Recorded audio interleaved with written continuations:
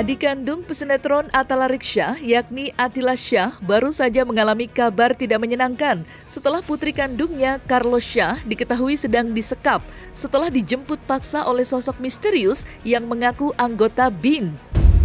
Kejadian itu bermula di mana putri dari Atila Syah kala itu tengah menghabiskan waktu bersama sang bibi. Dan tak lama berselang muncul sosok 2 laki-laki dan 4 perempuan yang diduga orang suruhan sang mantan istri Bunga Sofia. Mendengar kabar tersebut, Atila Syah bersama putra tercintanya yakni Jaka langsung bergegas menuju kediaman mantan istrinya itu. Namun sayang, sesampainya di sana, Atila tak dapat bertemu dengan sang putri yang nyatanya sudah meminta tolong via telepon lantaran dirinya merasa tersiksa di sana.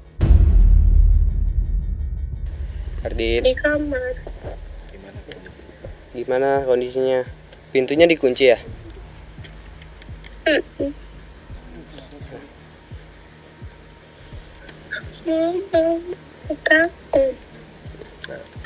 Di dalam rumah ada preman. Anak saya dirampas oleh 2 orang laki-laki bertubuh besar sama 4 perempuan ya, oleh beberapa orang yang oknum salah satu institusi ya.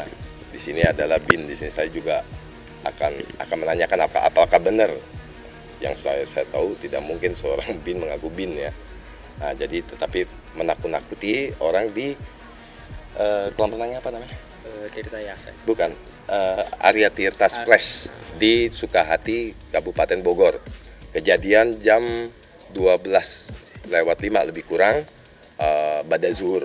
Di situ ada ibunya Kardin, ya. Tapi pelaku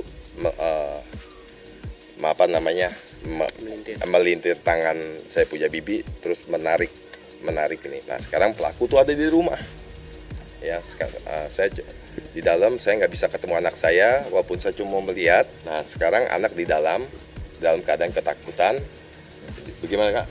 Kebetulan Jaka nih yang udah masuk ke dalam, nih anak saya. Jadi pas saya ke dalam juga pada bohongnya, saya tanya awal-awal adik di mana, terus jawabnya nggak tahu. Ternyata pas saya nge-WA adik saya bilang di kamar. Terus dibawa juga, ditarik-tarik, diseret-seret ya kan. Saya sebagai abang juga nggak tega ya kan. Cuman dikasih makan donat dari siang. Saya juga bingung udah tuh. Sekarang pun masih ngechatin aku terus, kapan Kak aku mau keluar. Ngechat gitu terus dari tadi, aku selalu bilang sabar. Sabar. Kita tuh udah sepakat, emang bener-bener sepakat. Makanya sampai lompat ke pagar situ. Di pagar meter nih, hebat anak saya yang perempuan bisa manjut, dia loncat loh. Berarti banyak, ada berapa orang? Nenek, ada ibu, ada kakek, ada cewek yang berkerudung, nggak tahu siapa. Terus ada laki-laki juga. 2 orang bertato, bertindik ya. Yang ngaku aparat lah, kayak kita nggak tahu yang ngaku apa. Kadang-kadang berubah-berubah, ngaku lawyer, ngaku BIN. Kita nggak tahu ya. Yang saya tahu menggunakan nama institusi, mereka mesti bertanggung jawab. Nah, ini sekarang mereka semua pelaku masih di dalam. Yang saya lihat ini ibunya anak-anak ya. Apakah dia otak di belakang ini? Kita tidak tahu. Saya sudah buat laporan ke Polres Jakarta Selatan tadi, dan saya disuruh kembali menghadap ke Kapolres hari Jumat. Saya sudah bikin laporan pengaduan. Ini Kabupaten Bogor. Diketahui konflik Atila dengan mantan istrinya Bunga Sofia memang sudah terjadi sejak lama. Hal itu bermula saat putusan pengadilan yang memutus hak asuh anak jatuh kepada mantan istrinya. Namun pasca penetapan itu muncul, Atila justru merasa tak terima lantaran dirinya tidak pernah dipertemukan oleh sang anak.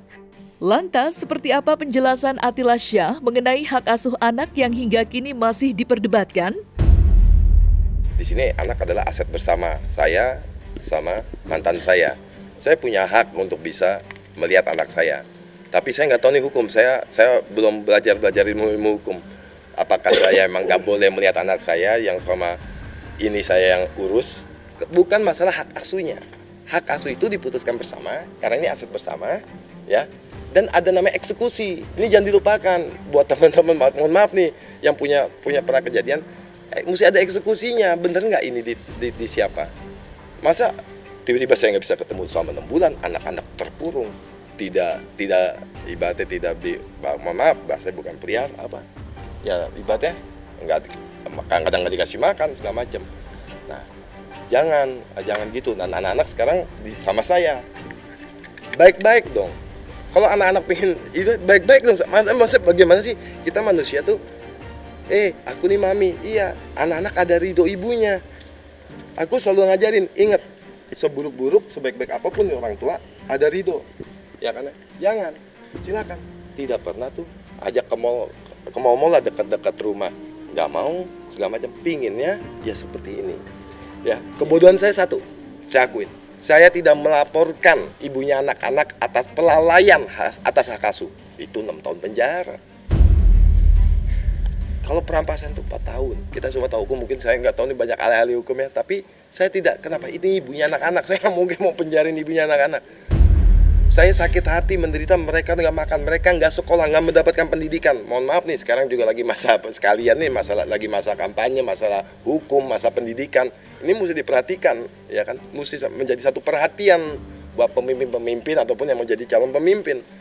Banyak masalah-masalah itu seperti ini gitu. Seperti ini. Nah, ini bagaimana menindaklanjutinya? Buat kami kesulitan akses. Bayangin ada orang di dalam, pelaku ngaku bin lah, ngaku lawyer. Saya minta data, nggak masalah. Mau bin, mau lawyer, mohon maaf, mau sampai presiden sekalipun nggak apa-apa. Saya minta autentifikasi. Silakan, dari Pradika, dari mana? Saya juga bingung motifnya apa, ya Mbak ya. Karena buat saya ini lelah. Saya sudah cukup ibaratnya mengurung diri saya selama 2 tahun. Saya tahu pemberitaan, ya saya tidak bisa ngambil satu statement yang juga saya buat apa, bukan hal yang saya lakukan, bukan hal yang apa. Saya dibilang menculik, saya bilang segala macam ya. Ini ada anak saya, ya sekarang si Kardim di dalam. Ya saya pun sekarang nggak bisa ngeliat lagi. Ini akan terulang lagi. Mau sampai kapan? Kapan dewasanya si Bunga Sofiana ini gitu? Saya pingin dewasa. Orang-orangnya juga pada dewasa. Mau apa? Ini anak loh. Ini anak 10 tahun. Ya kan? Ngomong, jangan dia punya mental dirusak. Dia lagi punya teman 1,5 tahun tidak sekolah. Sampai hari ini data-datanya ditahan sama sekolahnya tuh, SDN balik tugas. Silakan ke sana. Saya sudah 2 kali sampai kepala sekolah tidak mau ngasih data-data sekolah. Akhirnya saya minta ke DPRD Kabupaten Bogor, anak saya harus sekolah. Bagaimana caranya? Dengan atau apa surat, anak dibutuh sekolah. Akhirnya alhamdulillah SDN nomor 01 Pajeleran, salah satu unggulan di Kabupaten Bogor, menerima. Dan ini anak cerdas, disayangin sama gurunya, sama sekolah. Silakan juga bisa juga ditanya ya untuk verifikasi. Kok sekarang jadi begini? Kita kerja damai aja gitu. Saya mau damai-damai aja. Saya mau ngeliat anak saya di dalam pagar nggak apa-apa. Saya pengen lihat keadaannya, mental health-nya.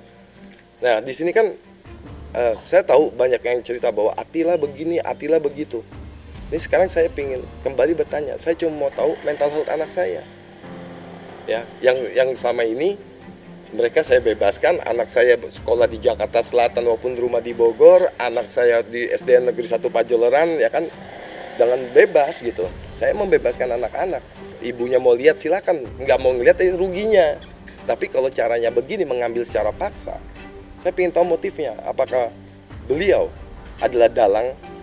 Karena masalah ada 2 laki-laki bertubuh besar sama 4 orang perempuan yang merampas dari tangan si Mbak ya, yang sampai ini ngasuh anak saya, itu yang tidak saya benarkan. Ibu punya hak, tapi orang-orang ini tidak, gitu. Dan itu disaksikan sama pedagang, sama satpam di kolam renang segala macam. Nah, yang saya ingin tahu adalah keadaan anak saya. Tapi sampai sekarang saya tidak dapat izin, gitu. Dan di sini RT di Tanjung Mas Raya ini tidak ada yang bisa gini, koordinator security ya juga tidak bisa berbuat apa-apa, kepolisian Polres sektor sini mungkin juga tidak bisa berbuat apa-apa. Ya, saya nggak tahu apakah saya mungkin ke KPAI. Ya, saya mungkin akan ke sana. Kenapa?